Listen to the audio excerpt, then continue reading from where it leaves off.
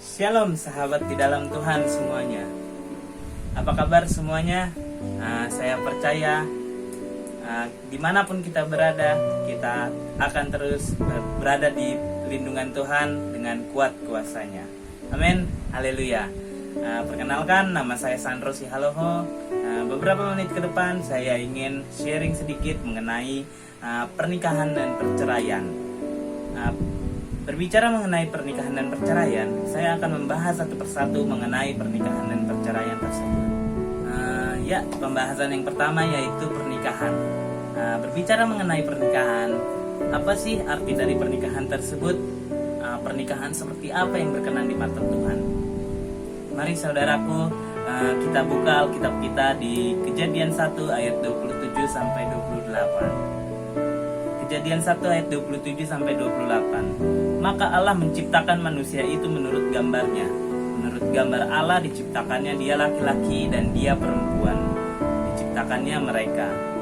Allah memberkati mereka, lalu Allah berfirman kepada mereka, beranak cuculah dan bertambah banyak, penuhilah bumi dan taklukkanlah itu, berkuasalah atas ikan-ikan di laut dan burung-burung di udara, dan atas segala binatang yang merayap di bumi. Demikianlah firman Tuhan. Saudaraku yang terkasih, dalam ayat tersebut kita dapat menyimpulkan bahwa pernikahan adalah miliknya Allah.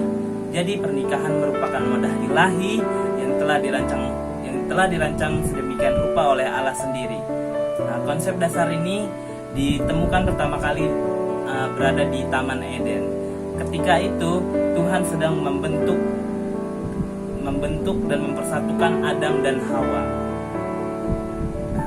Mari kita buka dalam Kejadian 2 ayat 18 sampai 21 hingga 23. Kejadian 2 ayat 18, 21 hingga 23. Tuhan Allah berfirman, tidak baik kalau manusia itu seorang diri saja. Aku akan menjadikan penolong baginya yang sepadan dengan dia.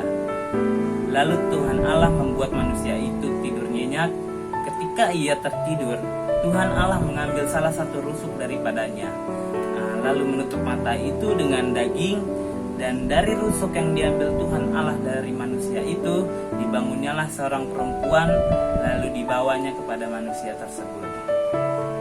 Ayat terakhir, lalu berkatalah manusia itu, inilah dia, tulang dari tulangku dan daging dari dagingku. Ia akan dinamai perempuan sebab ia diambil dari laki-laki. Demikianlah firman Tuhan. Dalam firman Tuhan tersebut menjelaskan bahwa Tuhan Allah bertindak secara aktif, merancangkan dan mempersatukan manusia, yakni laki-laki dan perempuan, lalu memberkati mereka menjadi sebuah satu keluarga yang telah dirancang dan dibentuk oleh Allah itu tidak akan lepas dari kontrol Allah.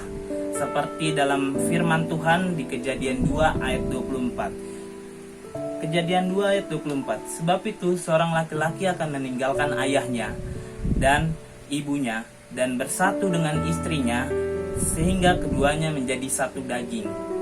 Demikianlah firman Tuhan. Saudaraku yang terkasih, oleh karena itu setiap pernikahan harus dibawa kepada Allah sebagai pemilik yang sah untuk diberkatinya melalui seorang pendeta di depan altarnya Tuhan, yaitu di gereja.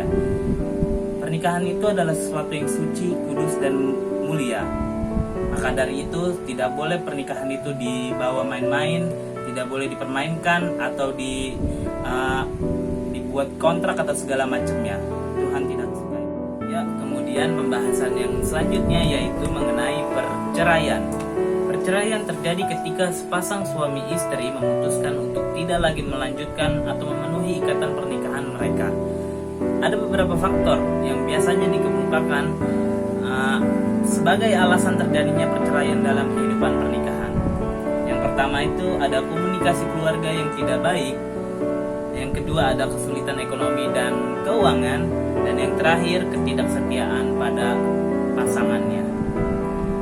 Namun sebenarnya perceraian yaitu pemutusan ikatan pernikahan secara hukum. Pemutusan ikatan secara hukum itu menyimpang maksud dari Allah. Karena Tuhan Yesus sudah menekankan dengan sangat jelas sekali bahwa apa yang telah dipersatukan oleh Allah tidak dapat diceraikan oleh manusia. Firman tersebut terdapat dalam kitab Markus 10 ayat 8 sampai 9. Markus 10 ayat 8 sampai 9 bunyinya, sehingga keduanya itu menjadi satu daging.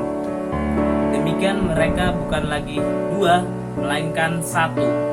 Karena itu, apa yang telah dipersatukan oleh Allah tidak boleh diceraikan oleh manusia. Demikianlah firman Tuhan.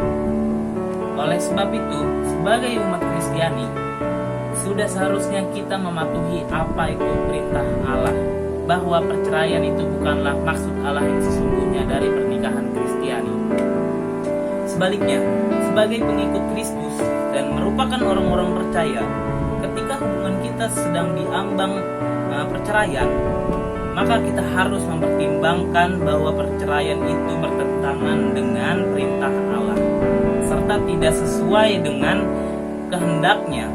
Perceraian hanya akan mengganggu kelangsungan hidup kita dan membawa pengaruh buruk pada orang lain, terutama anak hasil pernikahan kita masing-masing. Dan perceraian hanya akan menambah masalah baru, sebuah masalah baru, yaitu dosa, dan bukan merupakan solusi dari sebuah permasalahan.